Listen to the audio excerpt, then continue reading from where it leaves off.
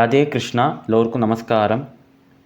இந்த வீடியோவில் கீதா மகாத்மிய ஸ்தோத்திரத்தின் 7வது ஸ்லோகத்தை விளக்கத்துடன் பார்ப்போம். ஏகம் சாஸ்திரம் தேவகி புத்திர கீதம் ஏகோ தேவோ தேவகி புத்திர ஏவ ஏகோ மந்திரஸ்தஸ்ய நாமானி யானி கர்மாப்யேகம் தஸ்ய தேவஸ்ய சேவா.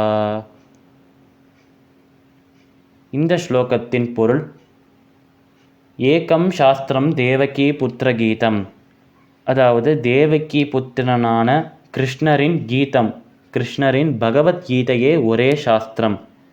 இந்த உலகத்தில் சாஸ்திரம் என்று ஒரு விஷயம் இருந்தால் அது தேவகி புத்திரனான கிருஷ்ணர் கூறிய பகவத்கீதையே என்று ஆதிசங்கரர் கூறுகிறார்.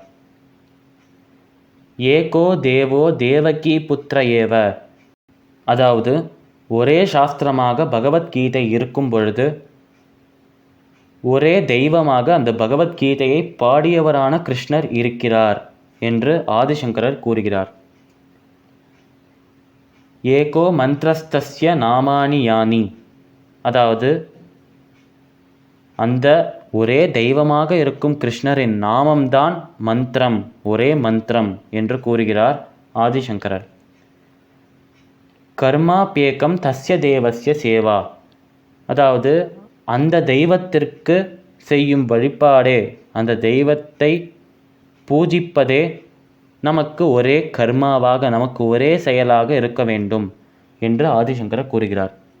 அதாவது இந்த கீதையை, இந்த பகவத்கீதையை படிப்பவர்கள் பகவத்கீதை மட்டுமே ஒரே சாஸ்திரம், தேவகி புத்திரனான கிருஷ்ணர் ஒருவர் மட்டுமே லோகநாதனாக, லோகத்தில் உள்ள அனைவருக்கும் தலைவனாக இருக்கிறார், அந்த கிருஷ்ணரின் நாமம் கிருஷ்ண என்னும் நாமமே ஒரே மந்திரம், வேற எந்த மந்திரத்தையும் கற்றுக்கொள்ள வேண்டாம், அவரின் நாமத்தையே மனதில் எப்பொழுதும் சிந்தையில் வைத்து கொண்டிருந்தால் மட்டுமே போதும் என்று ஆதிசங்கரர் கூறுகிறார். அது மட்டுமல்லாமல் அவரை பூஜிப்பதே, அவரை வழிபடுவதே ஒரே கர்மாவாக, ஒரே செயலாக இருக்க வேண்டும். கீதா மகாத்மிய ஸ்தோத்திரத்தின் 7வது ஸ்லோகத்தின் விளக்கம் இதுவே. சமஸ்தலோகாஹ சுகினோ பவந்து. சர்வம் ஸ்ரீ கிருஷ்ணார்பணமஸ்து.